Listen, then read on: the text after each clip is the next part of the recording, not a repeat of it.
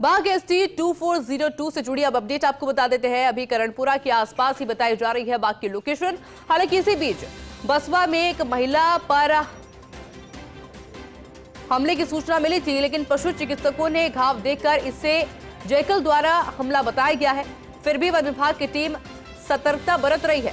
बसवा से ऋण तक के क्षेत्र में सभी गांव वालों को एहतियात बरतने को कहा गया है, क्योंकि कल से ही लगातार कोशिश यही की जा रही है कि जितनी जल्दी हो सके बाघ को ट्रैकुलाइज किया जा सके। हमें 3 तस्वीरें आपको दिखा रहे हैं। सरिस्का से टीम, रणथंभौर से टीम वहां पर मौजूद है और कोशिश यही की जा रही है कि जल्द से जल्द ट्रैकुलाइज किया जा सके बाघ को। मेरे साथ एसोसिएट एडिटर निर्मल तिवारी फोन लाइन पे जुड़ चुके हैं। निर्मल जी, परेशानी कहां पर आ रही है? क्योंकि कल भी हमने देखा था कि खुले मैदान में बाघ भाग रहा था, दौड़ रहा था, चारों तरफ से घेर भी लिया गया था, लेकिन अभी तक ट्रैकुलाइज हो नहीं पाया।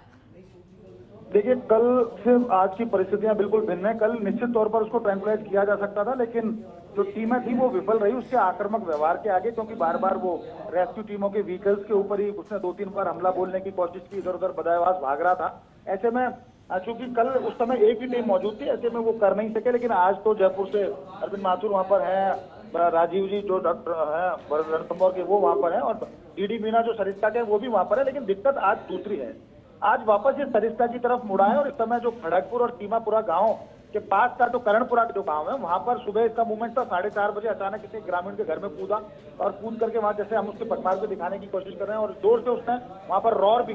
तो ऐसे में वहां के जो लोग थे एकदम से सतर्क हुए ग्रामीण। उसके बाद वो दिखा नहीं, लेकिन थोड़ी देर बाद जब मैं खुद वहां पर मौके पर पहुंचा तो मैंने देखा कि खड़गपुर और जो गांव है टीमापुरा, उसकी सीमा के पास एक सरसों के खेत में गिल पड़ा हुआ था, एक पाड़े का, उसको आधा खाया हुआ था, बाकी एक हिस्से को सियार खा रहे थे। तो मेरे द्वारा मैंने वन विभाग की टीम मौके पर पहुंची, उसने वहां भी बाघमार्ग वगैरह देने की कोशिश की, लेकिन बाघ वहां पर दिखा नहीं। दिक्कत ये होती है कि वो जिस घर के अंदर कूदा उसके आसपास का क्षेत्र है, ये पता नहीं जो तहसील पट्टी अलवर की उसका ये पूरा क्षेत्र है। सरिस्का से बहुत ज्यादा दूरी नहीं है इस क्षेत्र की, यहाँ से बमुश्किल 30 से 35 किलोमीटर दूर सरिस्का पे।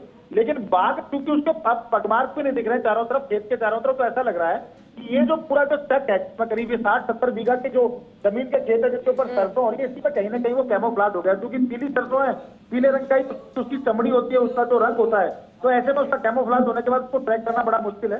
हालांकि परंपरागत साधनों से कोशिश की जा रही है, मुनादी कराइए गांव वालों को भी एहतियात बरतें आसपास के जितने भी गांव हैं, क्योंकि चीमापुरा है, खड़गपुर है, उसके अलावा पीपल हेड़ा गांव सुबह वो दिखा था, वहां की पूरी घटना है। उसके बाद करणपुरा, उससे पहले मोई खुर्द, जो तमाम तो लोग हैं आसपास तो सबको कहा गया, बिवाई, बंटी, डुब्बी, माफ कीजिए बिवाई और डुब्बी, वहां पर भी सबको मुनादी कराई गई है, लेकिन वो दिख नहीं रहा है। जेसीबी के जरिए ऊपर है, टीमें बंद वाहनों के अंदर है, टीमें उसके अलावा ड्रोन के जरिए सर्च कर रही है। तमाम वहां पे जो एसडीएम है मंडावर के वहां वो पर मौजूद है, वी केतन कुमार जो डीसीएफ है वो वहां पर मौजूद है, जो जयपुर से वहां पर गए, उनके पास भी दौसा की भी जिम्मेदारी अजीत उतोई, क्योंकि दौसा के डीसीएफ जो है वो अवकाश में, तो उनके पास जिम्मेदारी दौसा की भी है, वो वहां पर पहुंचे हैं। तमाम टीमें वहां पर है, लेकिन वो दिखने का नाम नहीं ले रहा है। और खास बात यह है कि 4:30 बजे जो ग्रामीणों ने बताया उसके बाद किसी को दिखा नहीं है। उसके बाद उसके पगमार्ग जरूर दिखे थे उसके 2-3 जगह पर, लेकिन अब वो पगमार्ग पे नहीं दिख रहे हैं और ऐसा लगता है कि सरसों के खेत में कहीं छुप करके वो बैठ गया है, या तो वो रात के अंधेरे का फायदा उठा के सरिस्का की तरफ वापस मुड़ गया, और अगर उस खेत के अंदर ही बैठा है तो निश्चित तौर पर और सावधानी बरतने की जरूरत है। और क्योंकि रास्ता इतना खतरनाक ठहरे है, क्योंकि मैं खुद वहां पर मौके पर मौजूद हूँ, मुझे पता है किस तरह के हालात यहाँ पर हैं। यहाँ पर मोबाइल नेटवर्क काम कर रहा है, यहाँ गूगल से लोकेशन लेने की कोशिश करते हैं तो लोकेशन काम नहीं करती है, कच्चे रास्ते, छोटे छोटे बहुत दूरी पे घर बने हुए हैं। एक घर यहाँ बना हुआ है तो दूसरे घर 100-150 मीटर या 200 मीटर दूर पर बना हुआ है। सरसों पूरी तरह से लहला रही है, 4 से 5-4.5 फीट ऊंची सरसों के खेत में सरसों उगी हुई है।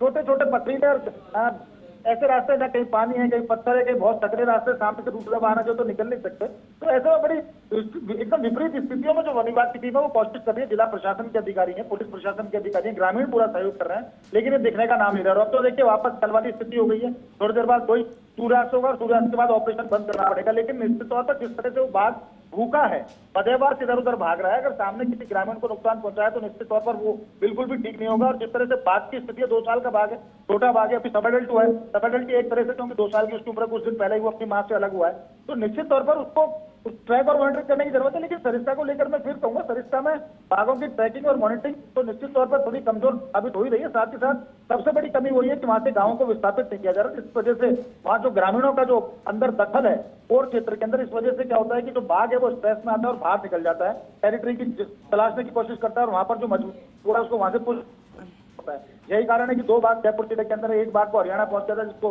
रामगढ़ विस्तारी वेदा ट्रैंकुलाइज करने के बाद, और ये चौथा बाघ है। बिल्कुल निर्मल जी, बहुत बहुत शुक्रिया आपका तमाम